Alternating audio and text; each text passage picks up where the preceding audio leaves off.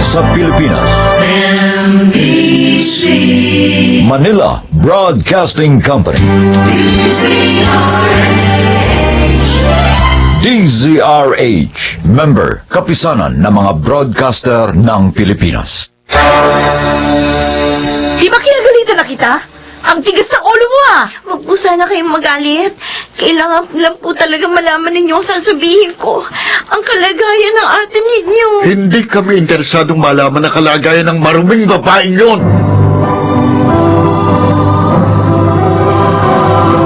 Handog ng DZRH ang dula sa kanyang panahon. Maraming kasambahay ang kahanga-hanga dahil sa taglay nilang tiyaga. Mga kaibigan, narito at ating pakinggan ang naging karanasan ni Elsie sa ating dulang sa kanyang panahon.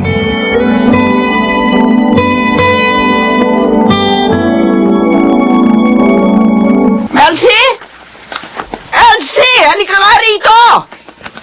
Ma'am Feli, bakit po? Napakakupad mo naman! Bakit hanggang ngayon, hindi mo pa rin nalilinis tong kwarto ko, ha? Ha? Pasensya na po, ma'am. Inuna ko po kasi yung inuutos niya po sa akin. Ang sabi mo talagang makupad ka! Mahigit 1 taong ka na sa akin, wala kang pagbabago? Dapat yata talaga palitan ka eh! Naku, huwag naman po, Ma'am Feli. Kailangan ko po itong trabaho ko para po sa mga kapatid ko nag-aaral. Pwes kung ayaw mo mapalitan, pagbutihin mo ang trabaho mo! Maglinis ka na dito! Nakakabwisit ka!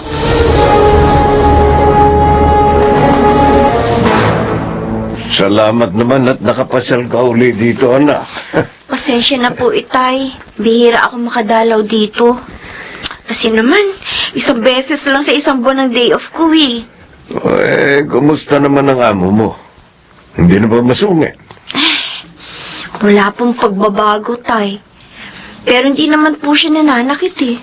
At saka maayos po siya magpasahod. Kaya tinitiis mo kahit sigawan at murahin ka. Kailangan ko po ang magandang kita ko kay Ma'am Feli. Para po sa inyo ng mga kapatid ko. Bakit hindi mo subuking lumipat ng ibang amo? Huwag na lang po. Baka makatsyempo uli ako ng amo na manyakis. Tulad po ng isang inalisan ko. Magtitiis na lang po ako dito kay Ma'am Feli. Pasensya ka na, anak. Sa halip na matulungan kita, nagiging pabigat pa ako. Tulad ngayon, magaling na nga ang sakit ko sa baga, kaso... Oh, ano po, Itay? Bakit ayaw niyong ituloy? May problema po ba uli? Nagpatingin ako sa doktor sa mata. Sinamahan ako ni Nanette. Sabi ng doktor, may katarata raw ako. Yun daw ang dahilan ng panlalabo ng isa kong mata. Po? At kailangan ko raw na maoperahan. Huwag po kayong mag-alala, Tay. Gagawa po ako ng paraan. Ha? Dapat maoperahan po kayo. Para hindi kayo mabulag. Anong gagawin mo, Elsie?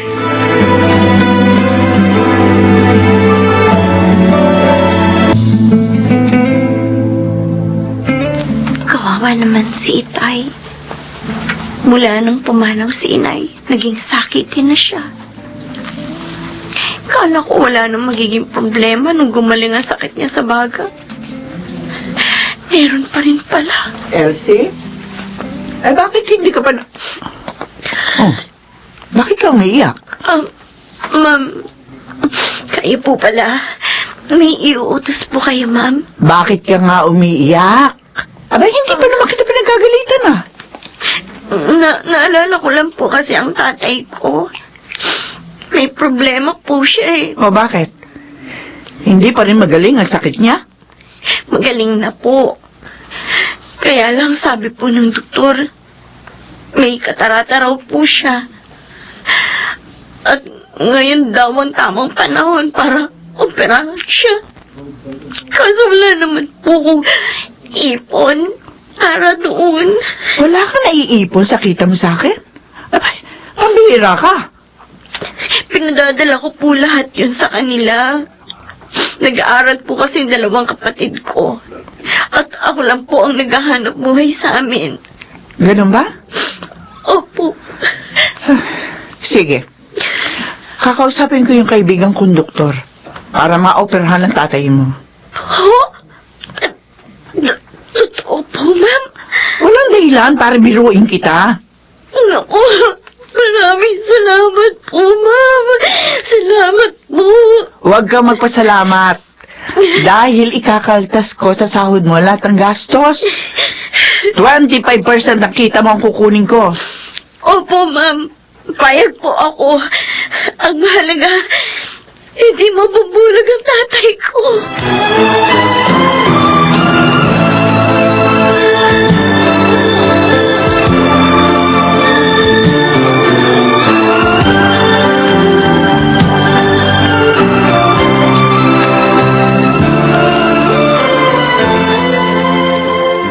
Kumusta na po ang mata niyo ngayon, Tay?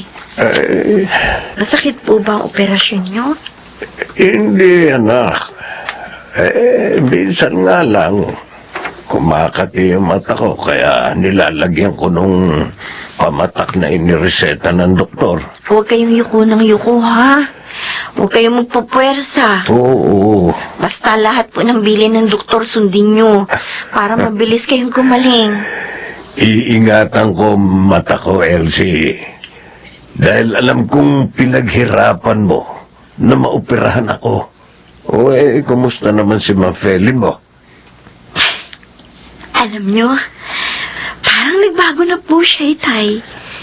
Hindi na po siya laging sumisigaw sa akin. At nakikipag-usap na rin po siya sa akin, minsan-minsan.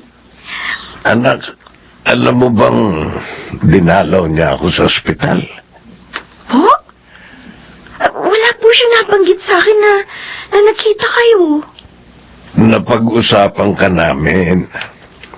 Sinabi ko sa kanya na mabait kang anak at napakalaki mong tulong sa amin.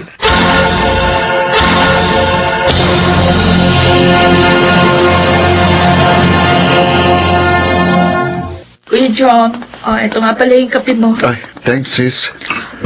May tumawag nga pala kanina habang wala ka. Sino? Elsie daw? Katulong ni ate. Bakit daw? Sabi, sana daw dalawin natin si ate sa birthday niya. Siguro inutusan siya ng babae niyo para tawagan tayo. Hindi daw. Kusa niya raw ginawa na tawagan tayo. Para nga raw mapasaya natin si ate. Sana sinabi mo, huwag na siyang sumangkot pa sa mga problema natin. Dahil wala naman siyang nalalaman. Sinabi ko. Oh, Pinagalitan ko pa nga. Para hindi na nga tayo kulitin pa.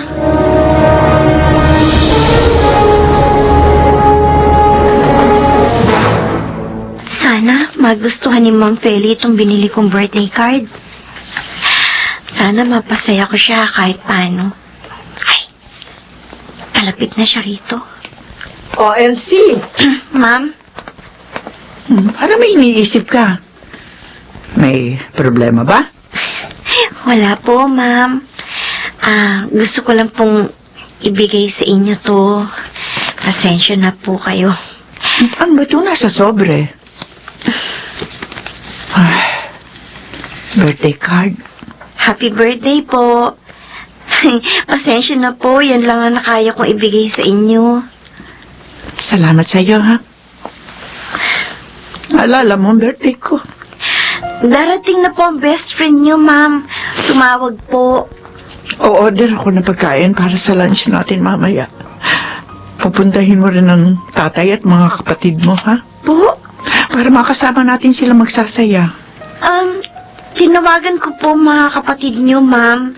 Pero, busy daw po sila. Huwag mo na silang pagtakpan. Alam ko, hindi sila pupunta. Dahil hanggang ngayon, hindi nila ako mapatawad. Kahit na nga nagawa kong bagay na yon para sa kanila.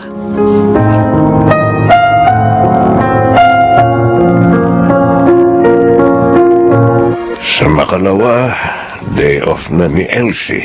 Makakasama na uli namin ang aking anak. Matutuwa siya pag nalamang kumikita na ako kahit paano sa pagtitinda ko ng lugaw dito sa harap ng bahay namin.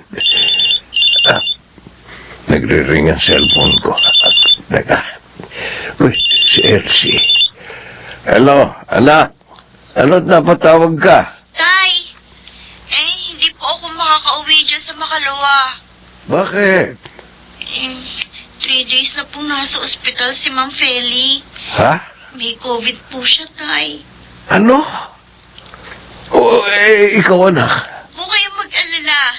Negative po ako sa swab test. Pero nagko-quarantine po ako ng ilang araw para makasiguro. O, sige anak. Mag-ingat ka dyan, ha? Lagi kang manalangin. Ipanalangin mo rin ang amo mo. Opo, lagi ko nga po siyang tinatawagan at pinalalakas ko po ang loob niya, Tay. Sana naman. Gumaling siya agad.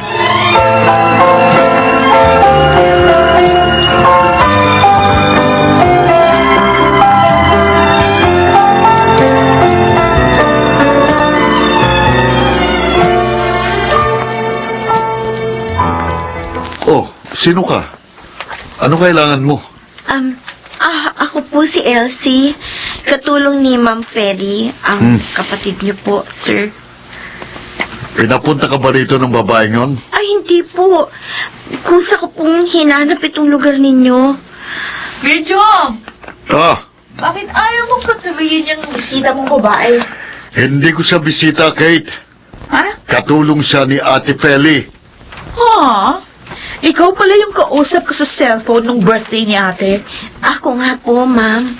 Di ba pinagalitan na kita? Tigas ng ulo mo, ha? Huwag po sana kayong magalit. Kailangan ko lang po talagang malaman ninyong sasabihin ko ang kalagayan po ng ate ninyo. Hindi kami interesadong malaman ang kalagayan ng maruming babaeng yon. Bakit po ba hindi niyo siya mapatawad? Oo, nagbenta siya ng katawan. Pero nagawa niya yun para may taguyod kayo. Ano? Dahil ulilang lubos na kayo. At na makaipon, nagbagong buhay din siya. Ha? Pwede po mo kayo pagtanggol ang babaeng yun? Binigyan niya ng dungis ang pagkatao namin. Kaya namumuhi kami sa kanya. Nasa ospital po si ma'am. May COVID siya. At delikado ang lagay niya. Ano? Sana, kung talagang matigas ang puso ninyo at hindi niyo siya mapapatawad, kahit makunwari lang, kausapin niyo siya sa cellphone. Para kung lilisa na siya sa mundong ito, lumisa naman siya ng masaya. Si Ate Feli? Mabait po ang ate ninyo. At mahal na mahal niya kayo.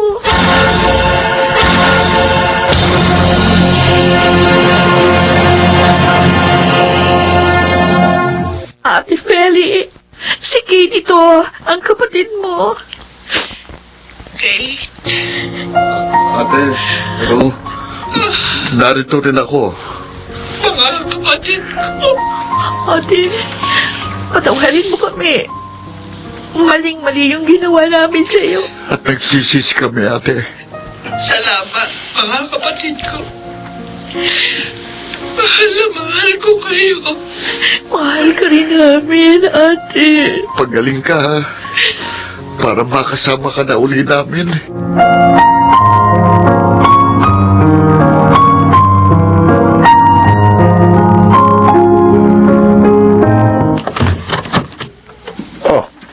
Elsie, anak.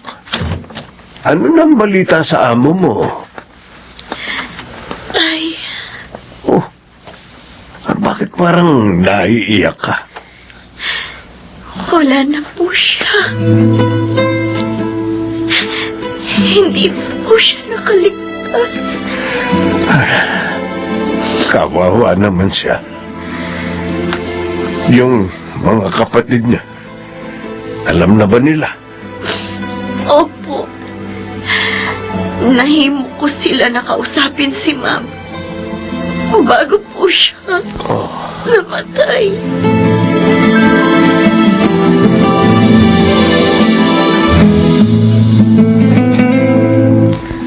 Attorney Marlon, bakit po tinawag niyo pa ako sa pagbasa ninyo ng testamento na iwan ni Ma'am Feli? Importante na narito ka, sapagkat may iniwang din para sa iyo si Feli. Po? Eto, ang lahat ng kabuhayan niya ay hahatiin sa inyo, John, Kate. Pero nag-iwan siya ng halagang 2 milyong piso para kay Elsie. Eto, sabi niya rito sa kanyang sulat, eto, babasahin ko, ha? Ibinibigay ko ang halagang 2 milyong piso sa aking mabuting kasambahay na si Elsie upang makapagsimula siya ng isang mas maayos na buhay at matulungan ang kanyang pamilya. Ayan, o. Maraming salamat po. Tama na ang ginawa ni Ate Feli, Elsie. At nagpapasalamat kami sa iyo dahil iminulat mo kami sa pagkakamaling nagawa namin sa aming kapatid. Dahil sa iyo, nakahingi kami ng tawad kay ate bago siya pumanaw. Salamat sa iyo.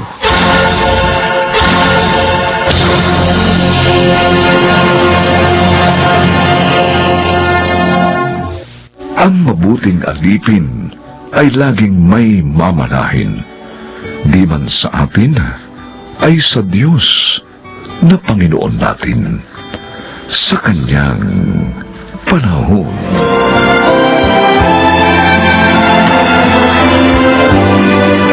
Mga nagsiganap, Chiquit del Carmen Amor, Lionel Benjamin, Susan Robles, Phil Cruz, Rosana Villegas, at Bobby Cruz.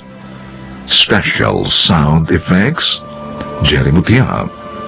Technical Supervision, Eric Lucero at Bong Muyar. Music and Scoring, Buboy Salonga. Ang kasaysayang ito'y mula sa panulat ni Telma Corporal Alcantara at sa pinagsamang direksyon ng inyong lingkod June Martin Legaspi at Roberto Bobby Cruz sa kanyang panahon.